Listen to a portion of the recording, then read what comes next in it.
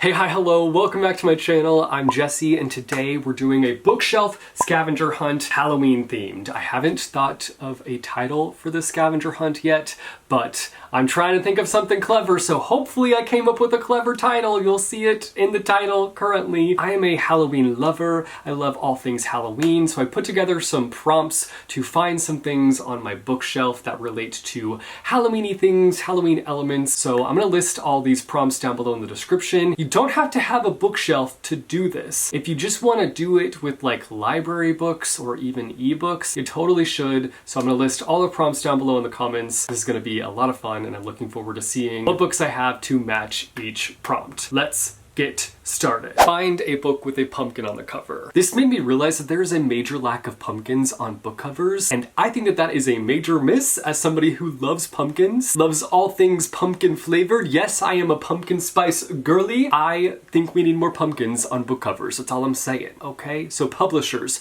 if you're listening, I know you ain't, but if you're listening, give us more pumpkin book covers, please. Anyway, I could be really basic and go with pumpkin heads because it literally has pumpkin in the title, and there are in fact pumpkins on this cover, but I've yet to read this book for whatever reason. Says the person over here that just ranted and raved about the fact that I am a pumpkin person, that I love pumpkins. I've yet to read Pumpkinheads. I think it's one of those books where I've just been like saving it for the right moment. I feel like we all have those books on our TBR where we are just looking for the right time, the specific moment to read it, and I just haven't come across that time yet. Will this be the year that I read Pumpkinheads? I don't know. I mean, I could probably bang this out in like 15 to 30 minutes, so I don't know what's stopping me. I just want to read it at the right time. I want to be like the ultimate cozy person. I want to be surrounded by pumpkins. I want to have a pumpkin spice latte in my hand, and I want to be slowly turning into a pumpkin as I read this graphic novel. Then I also have this cozy mystery book on my shelf that I picked up last year because I thought I was going to read it around October time and just didn't get around to it, and that's called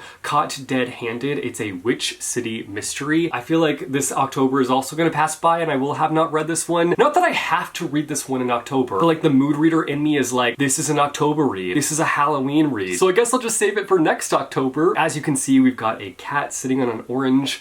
We've got a cat sitting on a pumpkin and some jack-o'-lanterns around this old shop. Hooky, this is Hooky Volume 2. I talked about this series several times on my channel because I adore it so much. It's the perfect graphic novel series to read around Halloween time. But again, you don't have to read it in the month of October. You don't have to be like me and save books for specific times of the year. But I will say, I think it does hit different in spoopy season. So, I'm recommending Hooky. This is about these two twins who are witches and they miss their bus to magical school, and this kind of sends them into a world of chaos. They get into trouble, make new friends, and go on a wild and chaotic adventure. Bring on the chaos. I live for the chaos, and it's got the perfect amount of that. Find a book with an orange spine. Here are my orange spines. These are truthfully like the only orange spines that I could find on my bookshelf. I do have some that like have a mixture of other colors, but I kind of just wanted like pure orange. We've got Book Lovers, A Beautifully Foolish Endeavor,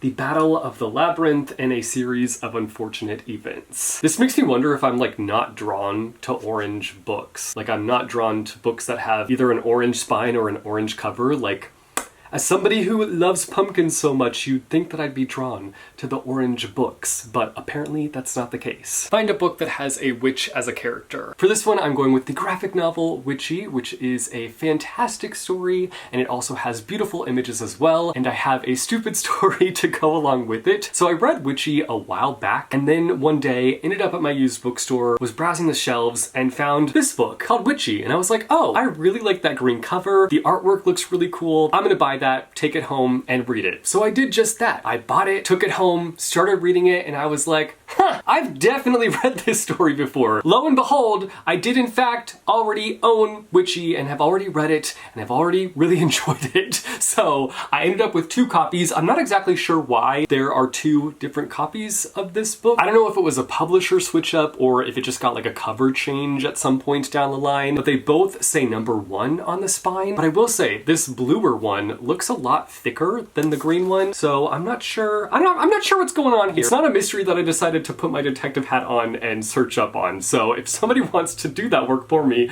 and let me know why there are two different editions of this book, I would love that. I don't care that much to do the digging. But what I will say is that I am keeping both books, both editions, both covers until I get to a point where I need more space on my graphic novel bookshelf. Because there will come a day when I probably need more shelf space and I'll have to kick one to the curb. But until that time comes, they are both staying nestled together on my graphic novel bookshelf. This is a fascinating read where the magic within the world is determined by your hair length, and we are following a main character who is choosing to not conform to the ideas set in front of her. But this means, because of the fact that she is pushing back to those societal norms, that she must fight to stay alive. And so you're kind of following her on this tough position that she's in and seeing how she works her way through it. But I highly recommend it. It's really fantastic. Fantastic enough for me to want to keep both of these editions. Find and share a book that has a graveyard scene. I'm trying to not pick graphic novels for each of these prompts, but I am also failing. We're going with graveyard shakes for this one, okay? I read this quite a while ago, and so it's kind of like a little bit blurry in my mind, but I do remember feeling like it was a very impactful read. Like, it's kind of fun and silly, but it also still like hits you really hard. It's about these twin sisters who end up going to a boarding school together. One of them ends up fitting in fine with all the other kids, and then the other sister has a much harder time fitting in, and she ends up in this situation where she is bullied and she's just kind of had enough, and so she runs away and ends up in this graveyard where she meets this boy who is working on this sinister spell, and she ends up helping him, but obviously it ends up putting her in a bit of a tough situation. Like, she was coming from a tough situation and now she's found herself in another tough situation, so you're following her and working her way through that. It's a really interesting read. We've got some fun ghost moments, we've got a graveyard, and I also really loved the illustrations. Even though it is a little bit blurry in my mind, I would still recommend it. Find a book that was published in October. I definitely cheated on this one and used Google to find a book that I have that came out in October, but it's okay. I made this scavenger hunt and I can break the rules.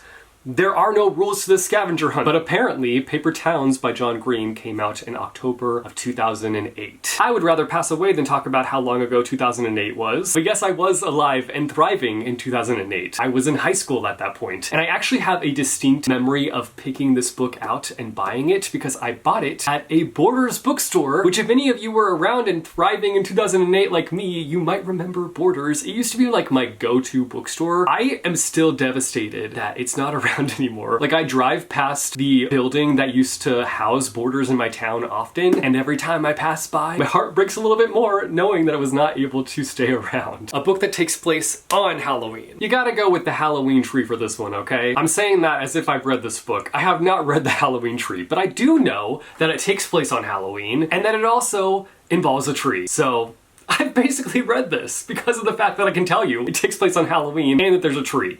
It does take place on Halloween, right? Yes. It literally starts, the description, on Halloween night. Could this be the year that I pick this one up and read it? This is a book that I often have in the back of my mind on my like Halloween TBR. And then each October comes and goes and I've still yet to move this one up to the top of my TBR. Which truthfully, I want to say that each October I come up with this like fantastic, moody, vibey TBR for Halloween and I never stick to it. Ever. And this Halloween, this October specifically, yes, I consider all of October to be Halloween because I'm a Halloween lover. I've not read any, like, fun, spooky books. None. Zero. Well, I did read Ride or Die. That's a lie. I did read one that was like a haunted amusement park, so that was kind of like vibey, but like not vibey enough. Like, I need to read more Halloween books, and this is going up on the last week of Halloween, so I could fit the Halloween tree in. Will I do it? I don't know. I don't know if it feels like the right Halloween to do it, but then this also crosses my mind often, you guys. What if I keep putting off these books that I am waiting for the perfect time to read, and during the putting off process, I end up dying? If I'm dead, there ain't gonna be a perfect time to read the book because there's not gonna be a time because I'm gonna be dead. I should just take this energy into every book ever that I read. Like, you could die, so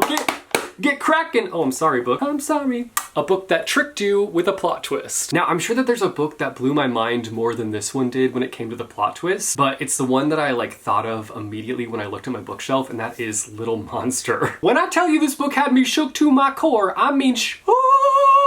I was not expecting this book to like mess with me in the way that it did. It's a young adult thriller, and I don't know if I would like, while reading it, kind of had skepticism, because I feel like oftentimes a lot of young adult thrillers can be a little bit on the predictable side. You can kind of see what's coming. This one, I didn't see what was coming. Like, it hit me with a ton of bricks. I was not expecting it. I don't know if I would enjoy this book as much the second time around, which is why I don't know if I'll ever reread it, because like, I don't want to ruin this book for me, obviously, because like, I loved it when I first read it, so why would I ruin that experience? I do wonder what a reread would look like, knowing what I know. Like, knowing the plot twist, reading through it again, and seeing if I'm able to pick up on the seeds that the author has dropped along the way in building up to that moment. I think I would like to see that. But I also just like don't want to reread this book and again, like ruin that experience that I originally had with this book, because I've had that happen where I've read a book, really enjoyed it, went back to reread it, and I'm like, oh shoot, this didn't age well. In fact, this stinks. That was a long tangent, but Little Monsters is what I'm picking for the plot twist category. Share a book that has a ghost. I want to say The Raven Boys, but I feel like I can't talk about its ghostiness in detail without spoiling it. So I'm just gonna mention it so that I am mentioning a book, because I am going to end up mentioning a graphic novel. I just can't stop mentioning graphic novels in this video, and I guess that's okay. Like, it's a valid form of reading. I'm sharing the ever so charming graphic novel series Sheets. If you have not read the series, you gotta get on it. It's so freaking good. I've only read the first 2 books. I've not picked up and read the 3rd book. I personally need to get on that as well, because I know I'm going to love it. In this graphic novel, we are following Marjorie, who is dealing with the grief of losing her mother and helping run her family's laundromat. One day, she encounters Wendell, whom is a ghost who uses the laundromat as his playground within the night. It's heartwarming, it's adorable,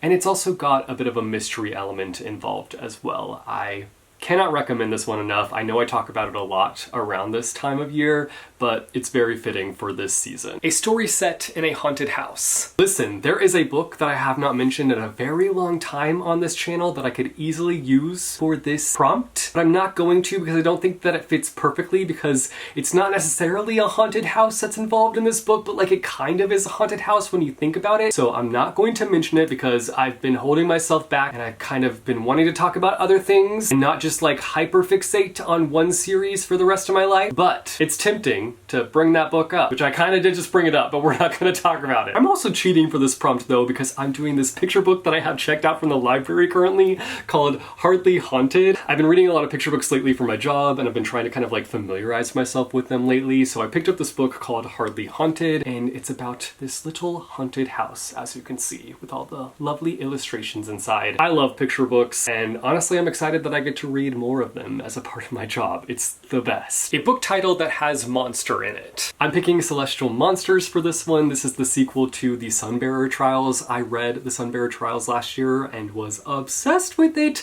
I think this ended up in my best books of 2024 video because it was that good, and I've yet to get around to the sequel because, as you guys know, I'm terrible at sequels. A book that has a character that you would love to dress up as. I'm actually dressing up as a book character this year. I haven't dressed up in a very long time, but we're all dressing up at work, so I decided that I would join in on the fun, and I'm gonna be dressing up as Frog from Frog and Toad, and then I've got a Toad plushie on order. I'm hoping that it arrives before Halloween. If it doesn't, I'm gonna be crushed, but I'm gonna carry around the little toad with me, and I'm gonna be Frog, and it's gonna be so cute and fun. I'm excited about it. A book that features a costume party. I'm blanking on costume parties. I don't know if there's a book that I have that has a costume party in it. Surely I do have one. Surely. They do dress up in costume in a series of unfortunate events, but it's for like a theater situation. Like, they put on a show. I'm gonna say that that is a costume party. I'm counting it. I'm saying the bad beginning, but I am curious of other books that have costume parties in them. Let me know if you can think of one off the top of your head. A book that has a vampire character in it. Yes, I'm going with another graphic novel, and that is Garlic and the Vampire, but listen up. This is such a sweet and wholesome graphic novel, and I highly recommend it. Not only are the illustrations like super warm and cozy and kind of have like autumnal colors all throughout it, but like the story itself is just so sweet and precious, and about like misunderstandings and coming to understandings after having misunderstandings. It's just great. I love it so much. Share a book that has a magical world that you would love to ride a broomstick over. This one I'm having a rather hard time with for some reason, because I feel like a lot of the books that I read, like, either it's a reflection of the world that I currently live in and like Why would I want to fly over that? Or it's just like a dark, corrupt world that I would not be interested in flying over. Like, let's be real. So I'm thinking either like the Dallergut Dream Department Store world. It would be like rather dreamy and atmospheric. It could be really interesting to fly over. But then I'm also thinking for nostalgic sake, I would just like to fly over the world of The Bad Beginning, which I know is like not that different from our world, but I think it'd be really cool just to fly over all the different areas in this world, in the A Series of Unfortunate Events world, because there's so many interesting places that we come in contact with. And as somebody who just like clings on to like all of my childhood media, I think it'd be really fun to fly over the A Series of Unfortunate Events world. Show us a book cover that features a skeleton. I've got here Gory Details, which is one of my all-time favorite nonfiction books. If you are looking for a very disturbing read, I highly recommend checking this one out. It will make you question a lot of things and also have you freaked out. So I recommend it, but we've got a little skull on there. It's not like a full skeleton situation. We're gonna go with it. Share a title that would make a great grave sign engraving. I can't not go with Death by Bubble Tea. Like, I think this would be the perfect thing to have on my gravestone personally. Like, iconic, am I right? And like, honestly, probably true. Like, I will probably die drinking bubble tea because I live, laugh, love bubble tea. A book that has a werewolf character. I actually don't know if I have any werewolf books on this shelf. Like, I genuinely can't think of any werewolves, or like no werewolves are coming to mind, but I do have one on my shelf in my living room, so I'm gonna go grab that. I'll be right back, okay? You keep an eye on my bookshelf, okay? Keep an eye on it. Do they keep a good eye on you? Were they good babysitters? Should I hire them again? I'm paying in books, so. Anyway, the book that I chose for this one is The Werewolf of Fever Swamp. This is a Goosebumps book. I went through a phase last year of like trying to track down every original edition of the Goosebumps series, and I got pretty close. I think I'm missing like 2 or 3, so I need to get around to reading them. My big master plan was to read them all throughout the month of October last year, but guess who has a hard time sticking to their October TBRs? It's me! Calling myself out! Never not calling myself out, never not dragging myself. I'm my own worst enemy.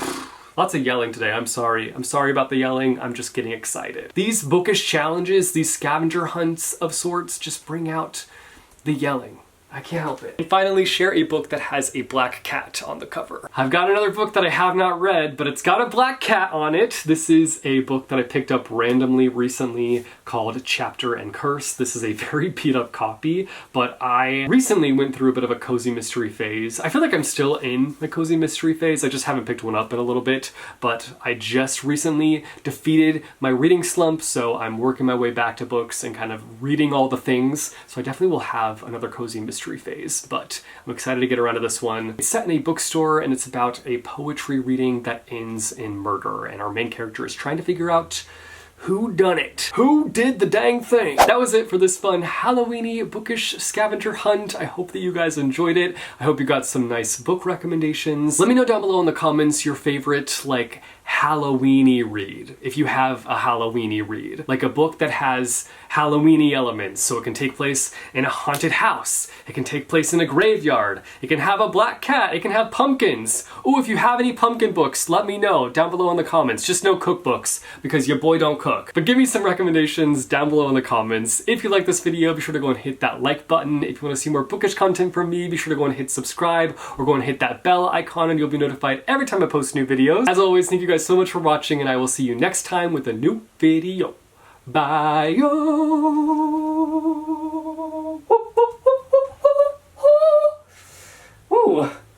Am I Ariana Grande or what?